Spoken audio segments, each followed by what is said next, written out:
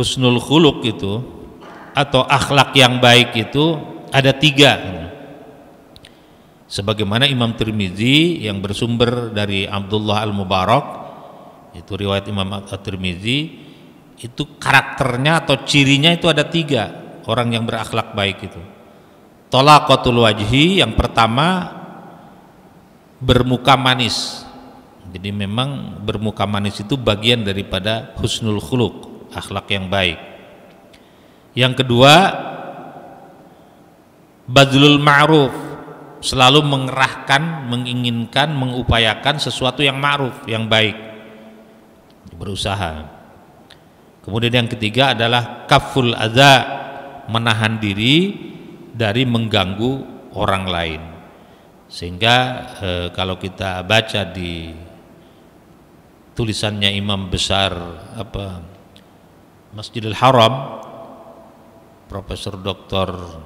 Abdurrahman As-Sudais, itu beliau dalam satu tulisannya, saya pernah baca itu, manusia itu illam tanfa'hu fala tadurrah.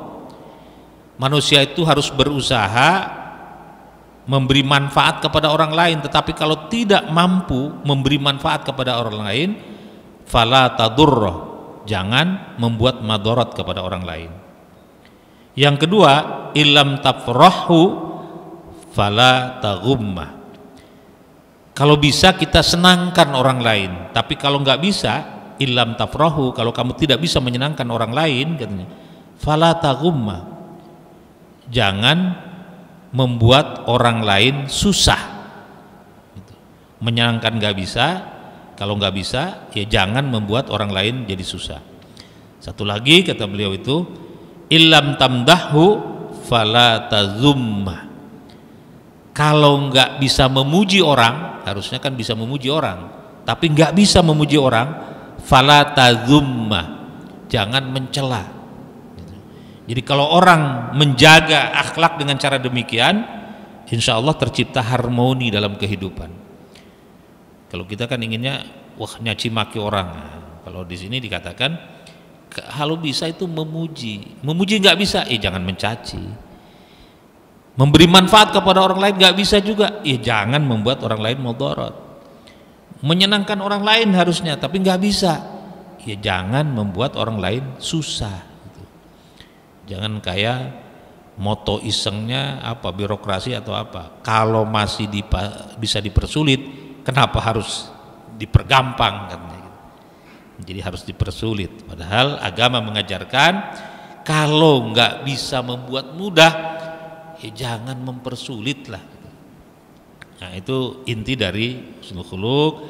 Kemudian catatan lainnya supaya kita nyambung ke bab ini adalah itu ada yang hadis yang dari Abi Umamah Al-Bahili, qala sallallahu alaihi wasallam, Rasulullah sallallahu alaihi wasallam bersabda, itu kata Nabi, ana zaimun, saya memberi zaim itu menjamin gitu ya, memberi jaminan atau menjamin bahwa kalau orang yang meninggalkan sebuah perdebatan walaupun dia benar, dalam hadisnya dikatakan di sini itu Rasul menjamin nanti diberikan surga itu atau tempat tinggal itu atau istana itu fi raydil jannah. Di fi raydil jannah itu katanya di pinggiran surga, enggak di surganya, itu di pinggirannya saja. Itu siapa? Untuk orang yang menghindar dari perdebatan walaupun dia benar.